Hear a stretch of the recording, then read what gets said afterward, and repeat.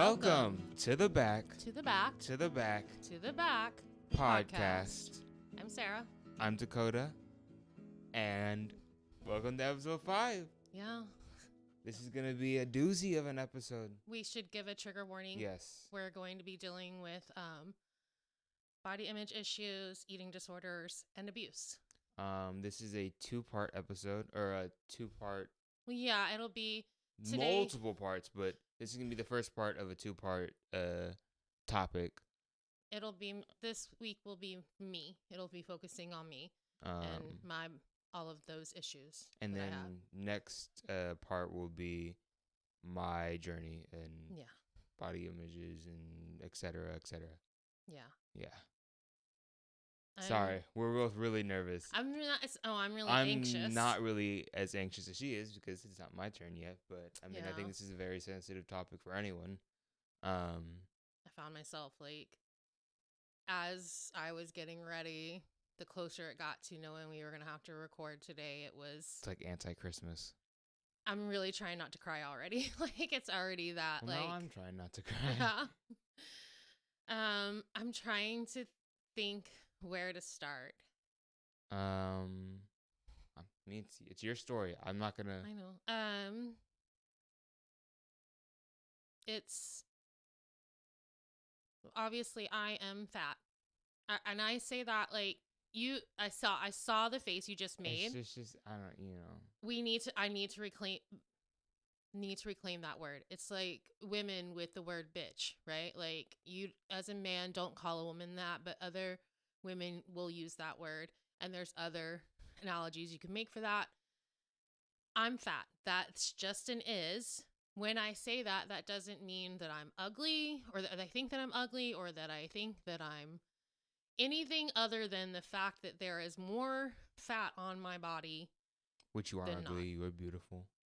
No one ever said that my face card declined. Well, see, I mean, I literally, I saw like a viral TikTok where it was like, it was a comedian, and she said like she was fat or whatever, and she was like, I didn't say I was ugly. Exactly. Yeah. And I've said that for a long, don't get it twisted. Not that I think I'm the most attractive person in the world, but beauty comes in all shapes and sizes. It is ridiculous to think otherwise. If you saw the first video, I had no makeup on. Today I have mascara on just because I know it's I was like, man, it didn't pick up hardly any of my features, and my eyes are one of my best features. B, I know it's a part of, I almost did do a full face of makeup, and I know that was like armor in a sense, because I knew what we were going to be talking about today. Yeah. But then I was just like, I'll just put on mascara, because let's be real, I don't wear makeup day to day. It's only on special occasions, and I'm blessed that I have really good skin that I can get away with that, Anyhow, all of that to say, let's see. Yes, I'm fat. I have been fat since puberty, really, honestly. I mean, I look back now, back when I was in middle school, before high school, and I thought I was so huge, and I was like a size 3, which is, I know women's sizing is different than men, but yeah, I was maybe 120 pounds. No, granted, I was 5 foot, or I might have already been 5'3", because I am short. I think I might have already reached my full height by that, which is my 5'3.5". I don't want to forget that half. Yeah, don't forget that half. But what is it? I had baby fat on me. So what happened is, before puberty, I was very, very thin. But I always had booty. And then puberty hit, and I developed very quickly, and it also coincided with my parents separating, and I stopped cheerleading, and which I can't fully speak on it, but isn't there a lot of things with as any sport, cheerleading and body image issues and Well, it wasn't, that wasn't so much for me when I was that age. Yeah. I stopped young enough that wasn't going to be an issue. It didn't affect you like that? But I will say, and this again, when we're going to talk about the abuse, growing up, my mother was very abusive towards me. And before I put the weight on, her common thing was calling me a stupid, lazy bitch, which I really did generally think I was stupid for a really long time. And then when, like I said, at 12 years old, as when puberty, like kind of, like I literally went from wearing no bra to definitely needing one, what seemed like overnight. And then like hips came along and everything else. And I just wasn't used to having like, again, I wasn't really fat, but I grew up in the 90s at the peak of heroin chic. Yeah. Like Kate Moss was the epitome. I remember them acting like it was a big deal that Tyra Banks was on the cover of Sports Illustrated for the swimsuit edition because she was so curvy. Like she had boobs and Also, a booty and there hips. might be some like hidden racism behind that too. Maybe, but I'm just saying, like, But yeah, in general, it's ridiculous. it just, if you were not waifed, and if you weren't Claire Danes in My So-Called Life, you weren't Kate Moss, you weren't, if you didn't, I mean, the whole thing was the designers wanted you to look like a hanger for models because the clothes wore better on there, right?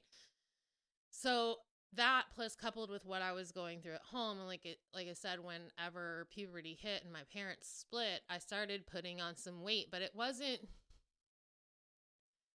If I'd had a different home environment, maybe the body image issues wouldn't have been so severe. But the moment I started putting weight on, it went from being just a stupid lazy bitch to a fat stupid lazy bitch, and which the irony was my mom was heavy most of my life as a kid, right? Like, where do you have the audacity to be making fun of someone's weight? Like, but she did, and it got stuck in my head, and then like that year, like the year between 12 almost 2 years and 14, I don't remember a lot of that, and I have a very good long-term memory. My short-term memory is suck, but I think I blocked a lot of that trauma out. I didn't handle the divorce very well because I wasn't with my dad, and so any semblance of protection from my mom was taken away. That was also the year that the sexual abuse that was happening from a family member came out as well. And, that plays a part in the body image too. When you're being touched by someone that you shouldn't be being touched by and they're commenting on your body. And so when I did eventually go to live with my dad and my stepmom, I just like remember things like there was an instance when I was sitting in the living room and my dad's mother was over, and plain as day, she's like, she's going to be fat just like her mother. So these messages were given to me very, very early on. If I wouldn't have almost every woman my age struggles with them because we grew up in diet culture, very, very heavy, hardcore, Weight Watchers, Slim Fast, Atkins, ephedrine, the diet pill, like it was just shoved in our faces. Jenny Craig, I mean, it goes on and on and on. So I didn't stand a chance even outside of my house, but then you add what was going on in the house and the messages that I was receiving. It just made it, I really, really thought I was this huge house when at the time I wasn't. I was like, it was baby fat. Like women have that until they give birth or until they reach a certain age. I mean, like women are naturally just have more body fat percentage. Well, yeah, it's because for procreation. Yeah. Like, I mean, there are some women that are naturally really thin. I just not built that way. Like even at my thinnest, I'm still what you consider, I'm curvy, like, and I have more of like an athletic build. Yeah. Like I can put on muscle pretty well. I know you can't tell it here, but if you want, I could pop like photos. If you can figure that out, yeah sure. From like when Andy and I got married. Here. If it's not here, then I couldn't figure it out. Remember, we're still learning. This is new. So, I went through, and then as like went through high school, I got heavier because I bought into that that thinking, you know, that I was Yeah. already fat or whatever. And then also we need to talk about the fact that I have ADHD. And I wasn't on medication. Like they had me on medication. I was diagnosed when I was 12. I think I was on it for like a year and they took me off of it. It wasn't a priority for them. And what I now know, thank you TikTok, I've learned more about my neurodivergency from TikTok than I ever learned from any doctor that I have seen. That's kind of like the general consensus. It's like TikTok, YouTube, just internet in general. So many people just learn more from there than like school or like these places where you're supposed to learn it. Yeah. It's weird. Also, just want to, if I look like I'm in pain right now through this video, it is because I kind of am. My natural state for 40 plus years is to disassociate from my pain. And so, like, I know, like, when I say I'm in pain, it's just I'm reliving, you know, I live it every day anyway. Like, that's something I did not realize again until therapy, until TikTok, until that information was out there, how trauma works and how it stores in your body and you live it every day subconsciously, right?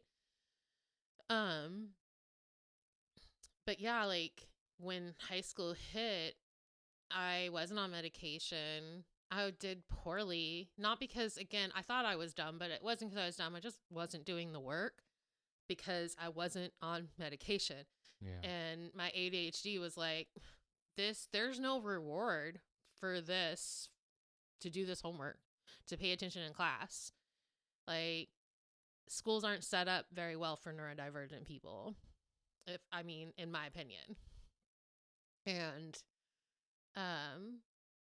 I was putting on weight and I was probably a little over 200 pounds by then.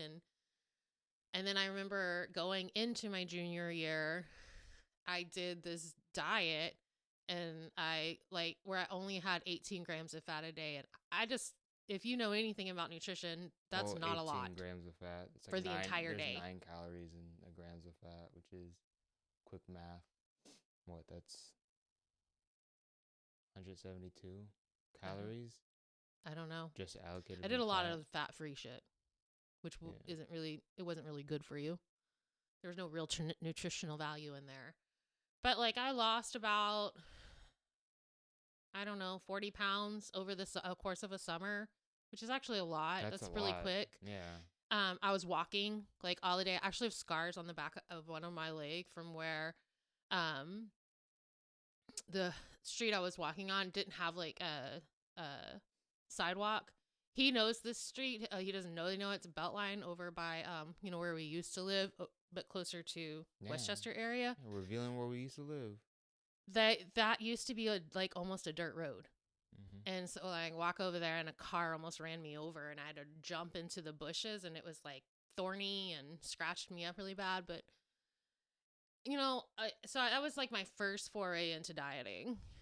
And I saw improved. I was noticed by guys. I think I was noticed by guys before then, but it wasn't very. I have a really bad habit of people flirting with me, and I'm not realizing that's what they're doing. So I'm only making the faces. I'm not gonna touch too much into it because I'll do that on my part too. But that's something I noticed too. Yeah. On the opposite end of the spectrum, you become invisible when you're heavier, and very visible when you lose weight. Yeah. Especially if you were heavier in the past, Yeah. Like, oh, you look like you lost weight. So, I did. I was noticed. I ended up, not that matters, but like I got a boyfriend. We ended up getting engaged. Mainly, I don't know. What? Yeah. How am I 21? I just not hear about this. There's a lot about my life that you don't know anything about. Okay, Batman. It's not that. It's just, I don't know, like, that's a whole lifetime ago, I think I just kind of wanted out of my house, honestly. Engaged at 17? Yeah. I mean, it lasted for like a year. And then that didn't work. What was his name? I'm not going to say that. I'm just kidding. But I mean, I instantly put the weight back on because I lost it in a really unhealthy way. And then also because, so here's a, and when I say, why would it matter if I was on my medication for ADHD? Well, because again, a thing that I've learned in the past few years is that I mean, not when I say learned, I mean, like once I heard the term, I'm like, oh yeah, I get it. It's definitely something that I do. I struggle with regulating my emotions, and I use food as a source of dopamine. Yeah, I figure you're gonna get into that. I mean, Yeah, food is I a need to like backtrack. So drug, and so like you yes, already food mentioned your. was my yes. I Yeah. am in recovery. Food was my first addiction. It'll always be my strongest because you have to eat to live. But let me backtrack. Aside from the body shaming that I Rewind. dealt with, right? This is where the abuse part comes in. So food was used as a form of abuse for me from my mother. Whether it was keeping food from me or using food to punish me. So, one of the things I cannot stand the smell of jalapenos. Like it will make me feel like I need to vomit because it was one of the things that I was forced to eat as a punishment, and I wouldn't be allowed to have any water for hours afterwards, and I'd end up eventually throwing Yeah, it up. I didn't even like just because I've known that for so long. I never like really even tried jalapenos until later in life. Yeah. Jalapenos are like if you have no water with jalapenos, that's insane. Like there's no part of me that can ever think that that's going to be something that tastes good. Like it just Well, I mean, and this is only like this is so minor compared to yours, but just like to even prove that point even more. I mean, what is it? Remember when when we were moving to Wisconsin, and I was young and oh, I had yeah. beef jerky, um, on like the road trip because that's a road trip snack. You have beef jerky. It's normal.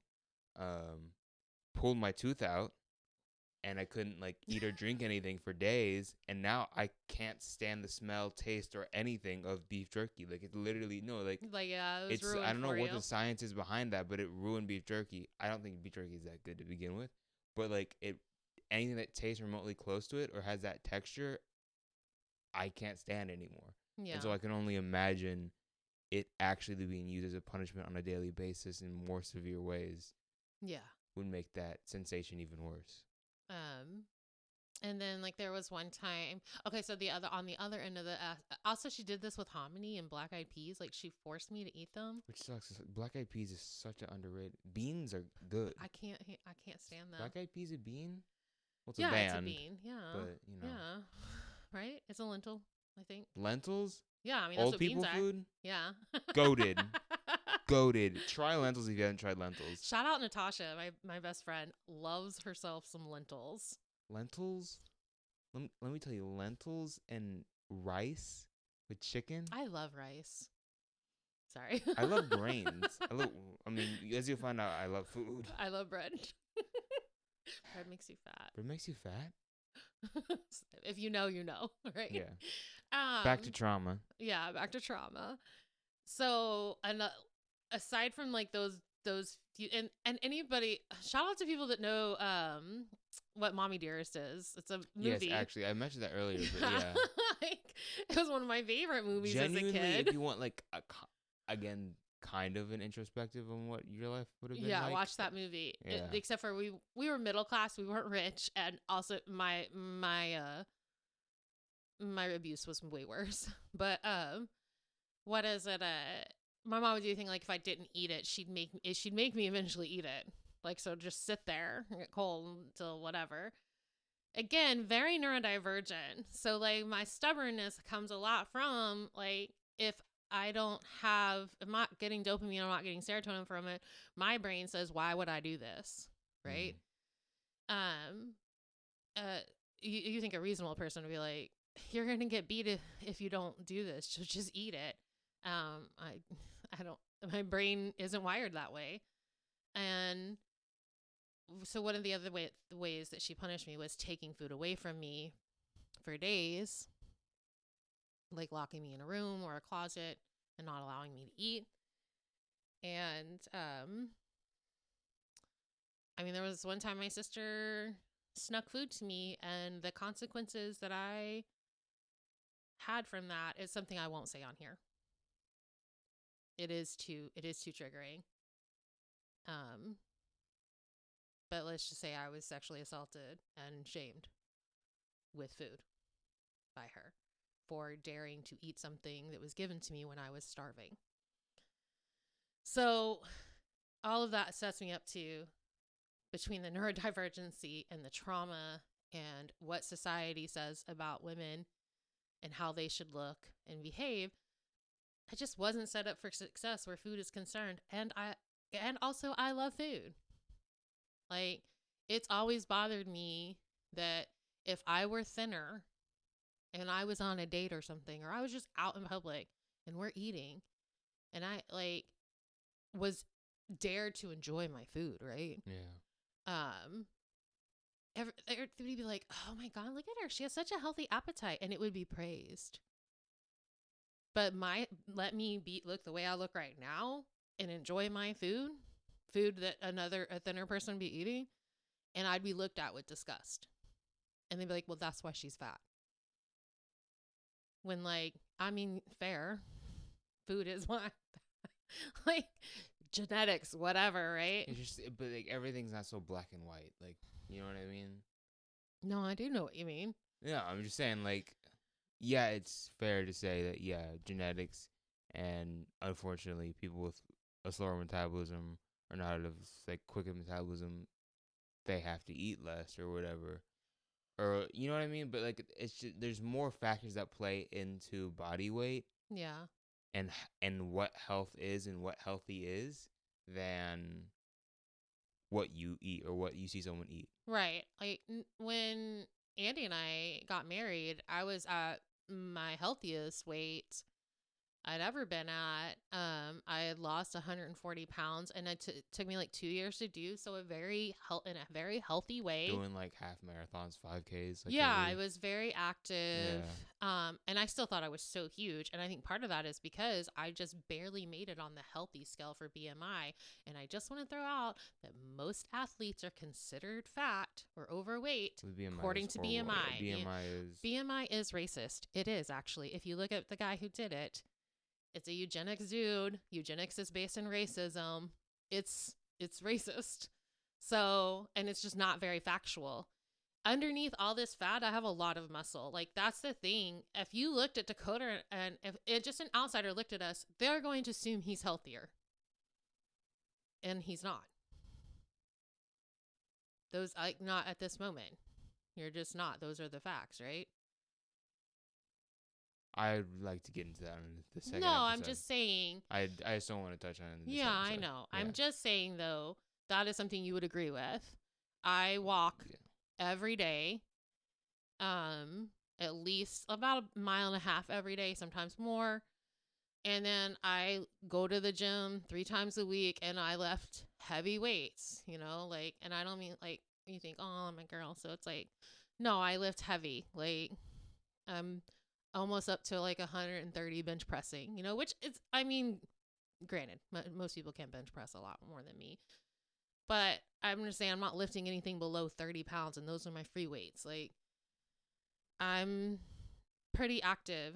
I always tell people, like, I'm a fit fat, but most people, when they look at me, they don't realize that. I mean, I'm not out running marathons right now because I can't. I don't have that capability right, like, at this moment.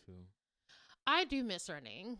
I don't know if I'd want a marathon anymore, but I like miss 5Ks and stuff like that. I like running sometimes, in and out, So like we'll go back to how I put the weight back on after I'd lost it. When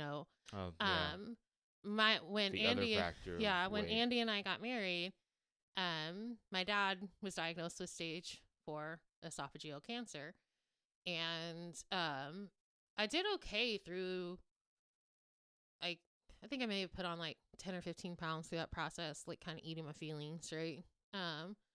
But I was still, like, I was active, everything is, but while training for my second half marathon, I developed PF in my right foot, and and a bone spur. And I know that sounds like nothing, but it's so PF painful. is horrible. It is so painful. It hurts all the time. And the only, like, yeah, I did like steroid shots. I did treatment. Nothing seemed to help. Really, honestly, the thing that healed it was time. But unfortunately, I didn't get that diagnosis until like a month or two after my dad died. And then I was taken off of all activity. Couldn't even walk. Like, was not allowed to do anything. In retrospect, I should have not listened and I should have done weights still. Yeah. Like, I could have worked around. I could have done leg things that didn't require me standing on that, Applying pressure to that Right. area, yeah. But I was so deep in grief and in so much pain that I just didn't. I just listened to the doctor, and I don't feel like I should have totally listened to them. And so in the span of 4 years, I put on like 230 pounds. Also, I was on medication. I was back on my ADHD medication when Andy and I got married. About a year after Dad died, I stopped taking it because Andy said we could not afford it anymore. I didn't know that. Yeah, I know.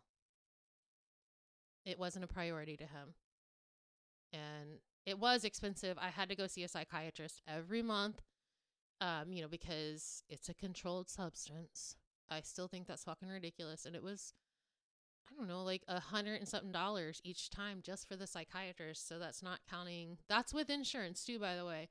And then that's not counting, the price for the prescription. So, yeah, he just like, we can't afford this anymore.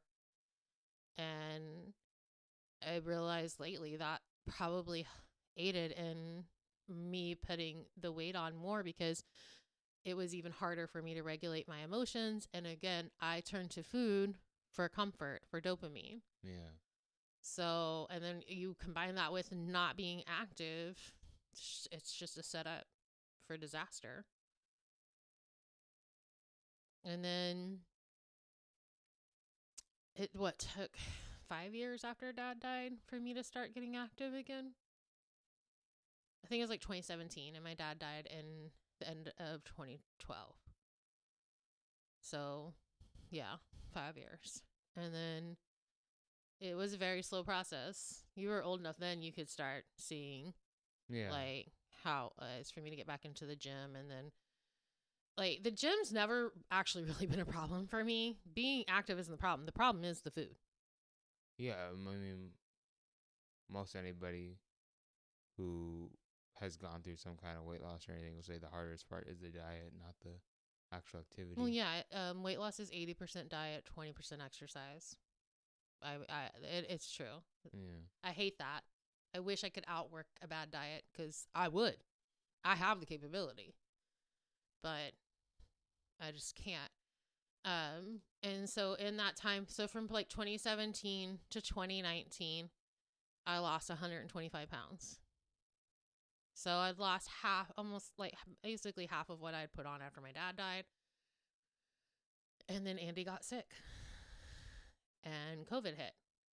And I maintained that weight loss until he died. And then now from the same cancer. Yeah, from the same cancer that my dad died from. That's what my husband passed from. In that time period since, I've put 50 pounds back on. And I mean, definitely better than when my dad passed.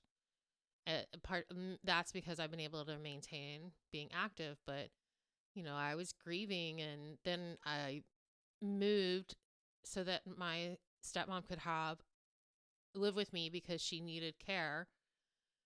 And then I was being a caretaker again for someone who was abusive to me and used me basically for money, and then ended up leaving and dying with no closure. So it's been...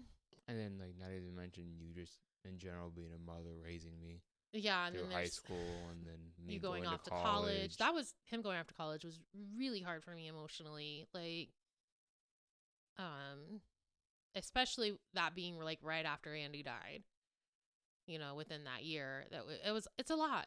Like, I've really struggled with that. And I mean, both my best friend and my sister have tried to remind me that it's a lot. It's a lot in the last 4 years.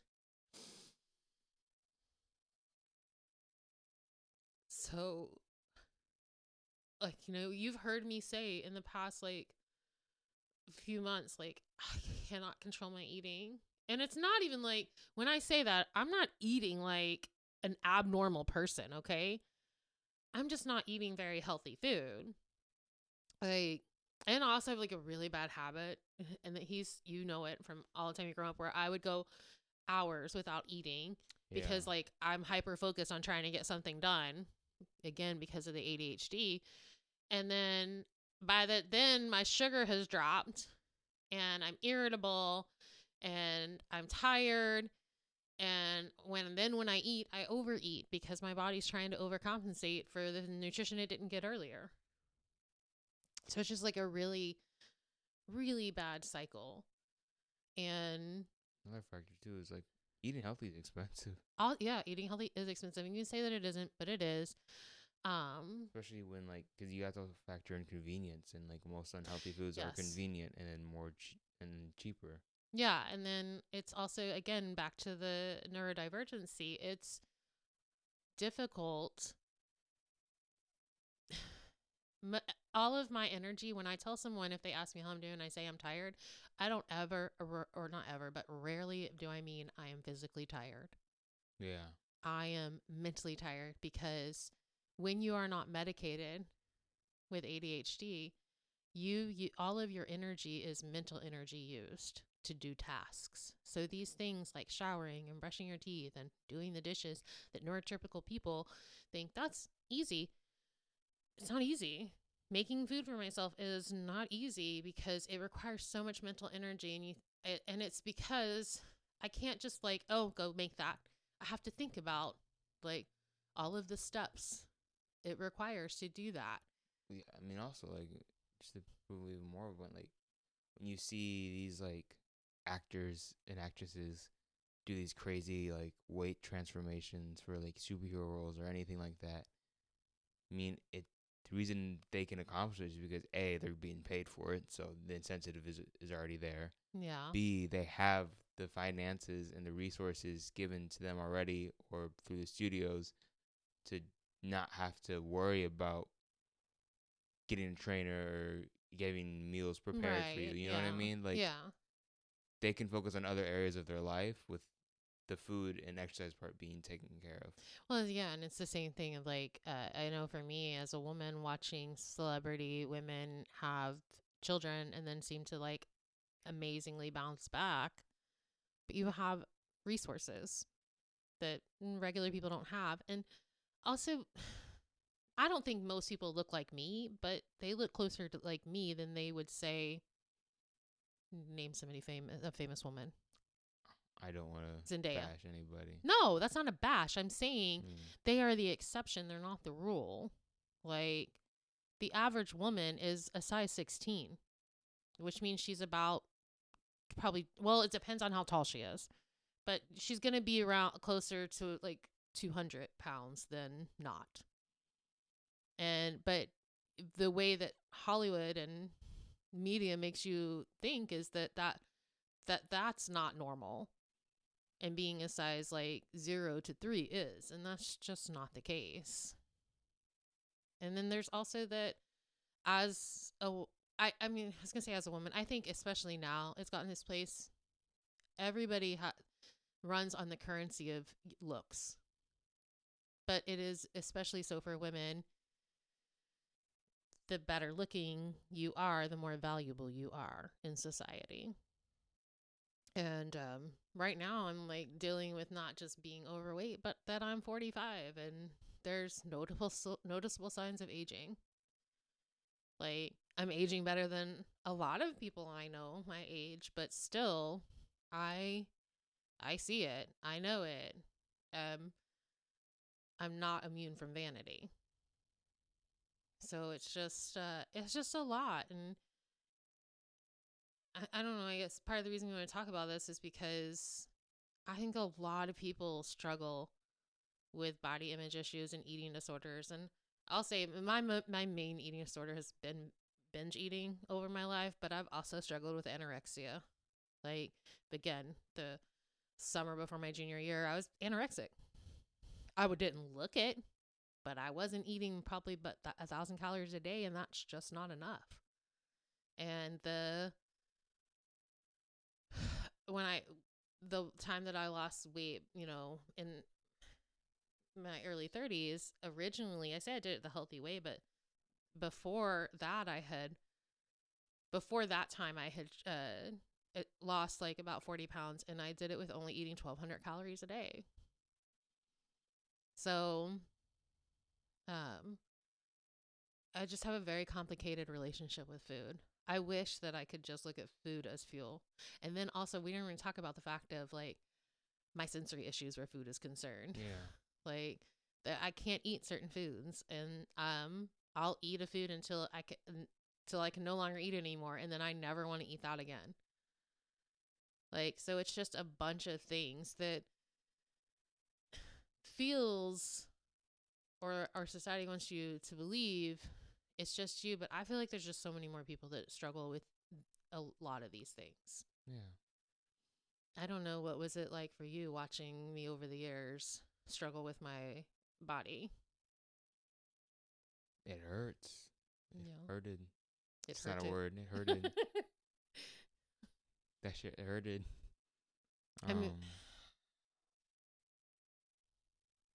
I don't know. I can get into it more, especially on my part. But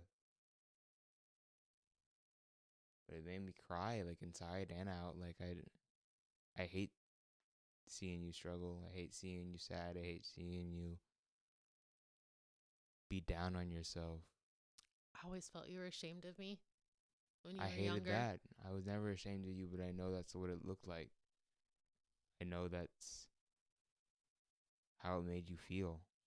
It was only when you were in middle school, honestly. Yeah. I didn't. And I think the biggest reason why I presented that way is because that's when I was most ashamed of myself.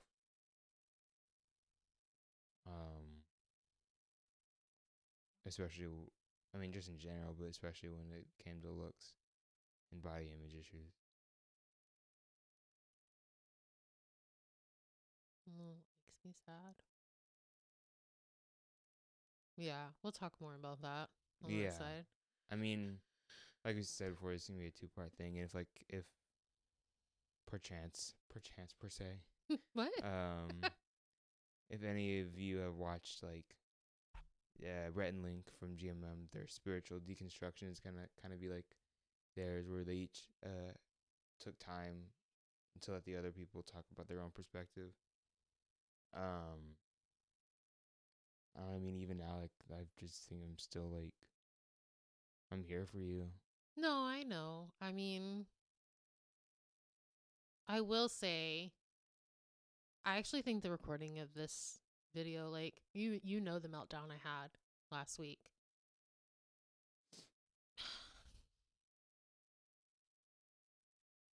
Like, obviously I knew I'd gained weight. I just didn't realize it didn't look like that much. And I will say, in fairness, I do know the camera. I remember when I was dating, right? When I'd lost the 140 pounds, when I was dating before Annie and I met up,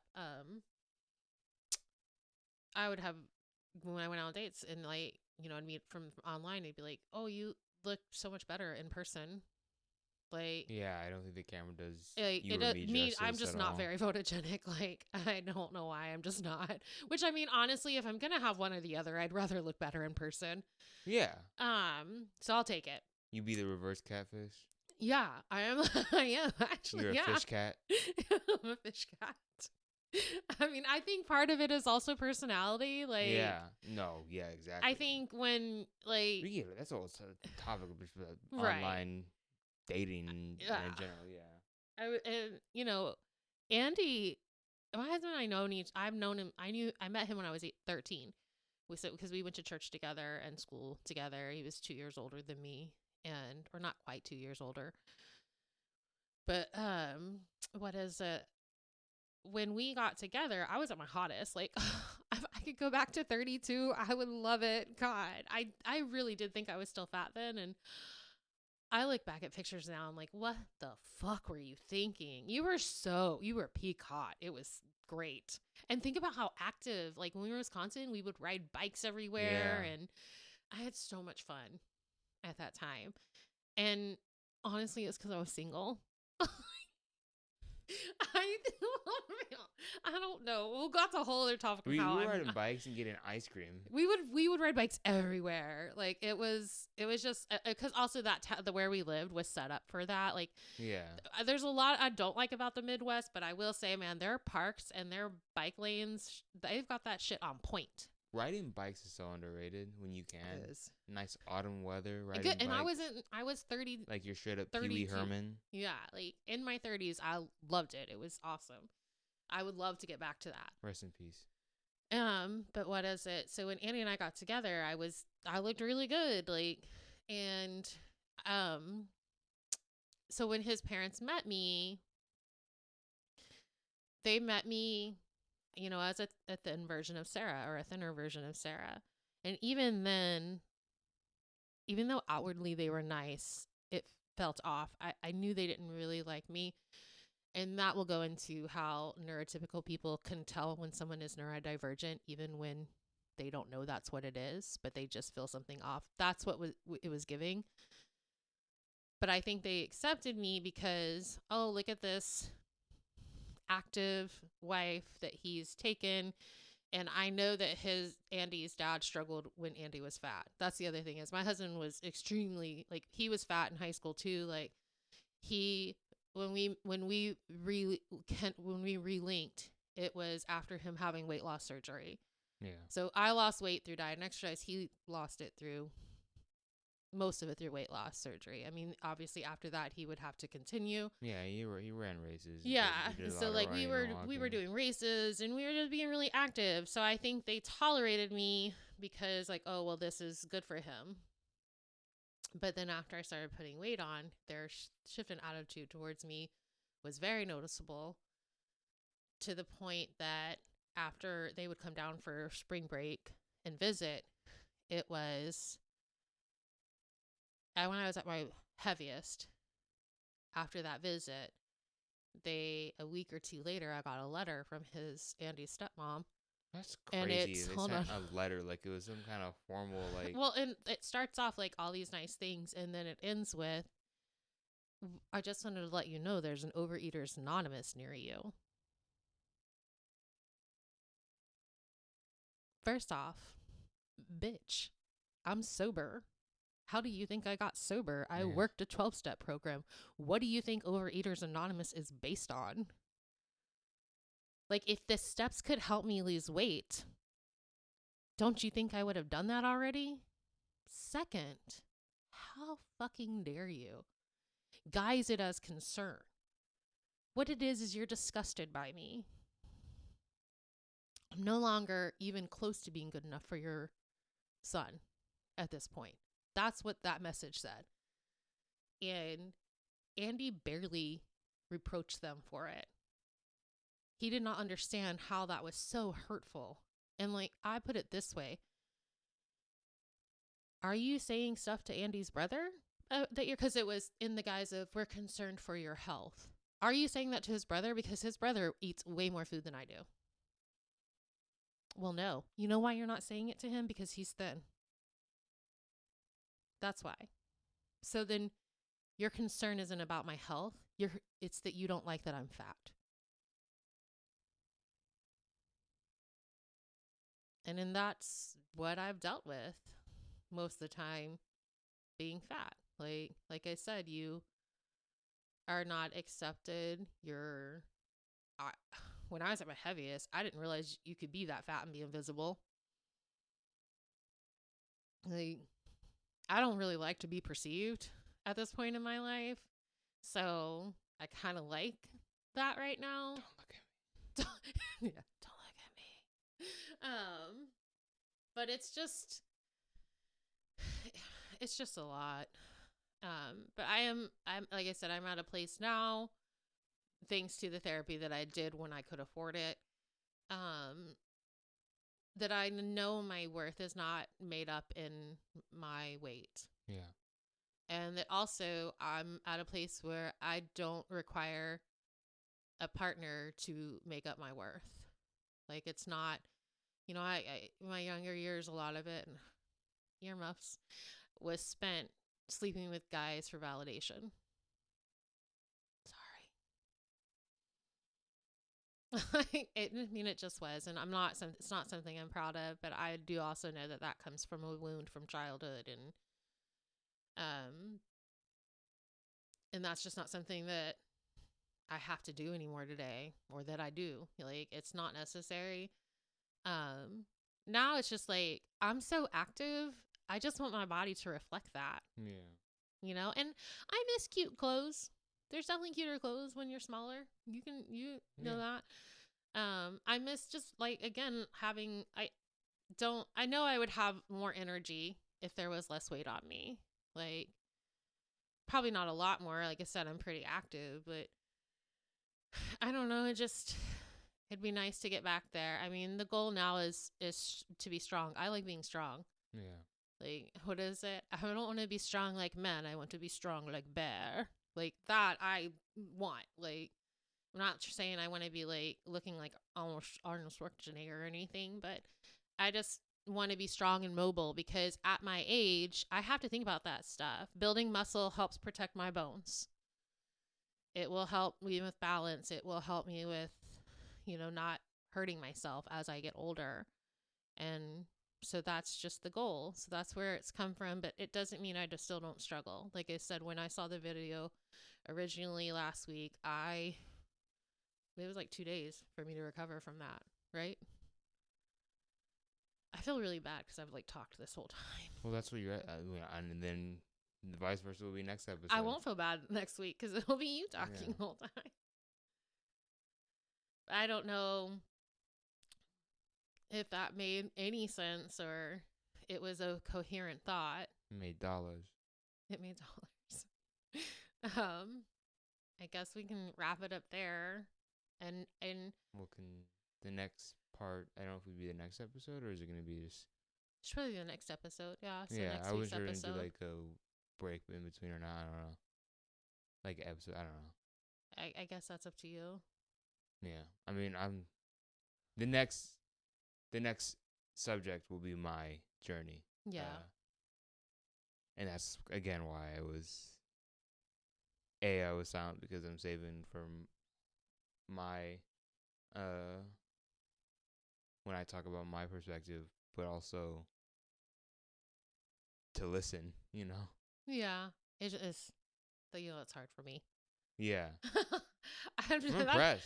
No, like, it's difficult for me, even though, like, I don't have a problem talking. I can talk forever. I do struggle. Again, that has a lot to do with the trauma of just not really being heard most of my life. Yeah. The majority of my life, not just in childhood, as an adult. So I struggle when I am feeling heard. It feels awkward. Yeah.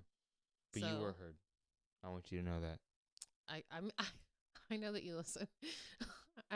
Stop making it weird and awkward and uncomfortable. I'm already struggling with these emotions. I'm making it. Well, not that. Like, just don't quit reminding me that I'm being heard. I hear you. I'm always listening. Can you hear me now? What's that? From Daddy Daycare. Can you hear me now? I think the guy from Sprint. I mean, technically, it's actually, I think, Verizon Wireless. Yeah, Sprint. I said or Sprint. Yeah, it was Sprint. But Mm. that's what you basically know it from. But anyhow, I hope that if you are struggling with an eating disorder, with body image issues, anything related to that, yeah, know that you're not alone. And especially if you're neurodivergent, please understand that a lot of that is your brain. and know that we love you.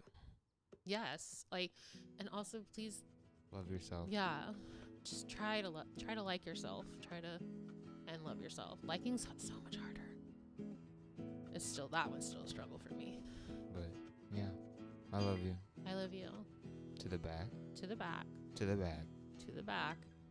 Podcast.